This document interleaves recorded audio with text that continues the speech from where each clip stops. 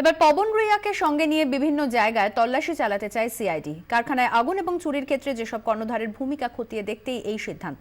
অন্যদিকে যেসব কর্তার বিরুদ্ধে রবিবার জোর করে অগ্নিসংযোগ এবং ষড়যন্ত্রের অভিযোগ এনেছেন সিআইডি তদন্তকারীরা।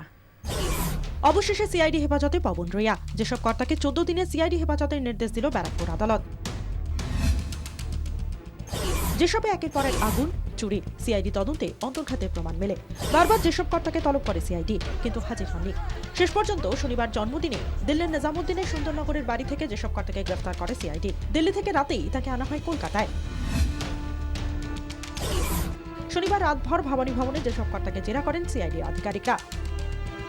রেলের যন্ত্রাংশ লোপাটের ক্ষেত্রে পবন রুইয়ার ভূমিকা ঠিক কি তা জানতে চায় সিআইডি। পাশাপাশি যেসবে আগুন ও চুরির ক্ষেত্রেও তার ভূমিকা নিয়ে প্রশ্ন করা হয় যেসব কর্তাকে।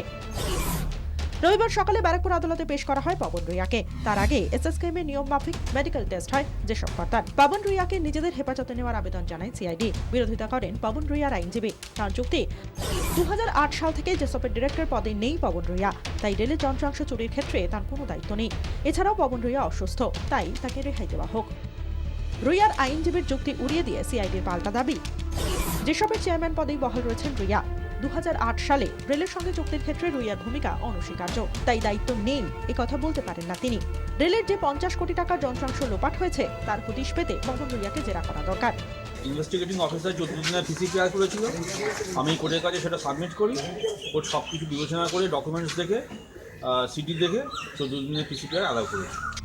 রেলের মামলায় যেসব কর্তার বিরুদ্ধে আগেই বিশ্বাসভঙ্গ ও প্রতারণার অভিযোগ ছিল, রবিবার আরও 3টি নয়া ধারা যুক্ত করে সিআইডি। পবন রুইয়ার বিরুদ্ধে 120 বি অর্থাৎ অপরাধমূলক ষড়যন্ত্র, 201 অর্থাৎ তথ্য প্রমাণ লোপাট ও 436 অর্থাৎ জোর করে অগ্নিসংযোগের ধারা যুক্ত করা হয়। সিআইডি সূত্রে খবর, রেলের যন্ত্রাংশ চুরির পাশাপাশি কারখানায় আগুন ও চুরির ক্ষেত্রেও বড় ভূমিকা ছিল পবন রুইয়ার। সেক্ষেত্রে তার মোডাস অপারেন্ডি কি ছিল তা জানতে চায় সিআইডি। গোটা ষড়যন্ত্রে পবন রুইয়ার ভূমিকা কি ছিল তাও খতিয়ে দেখছেন তদন্তকারীরা।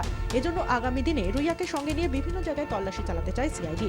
যেসব কর্ণধারকে নিয়ে যাওয়া হতে পারে তার নিজের ব্যুরো রিপোর্ট, 24 ঘন্টা।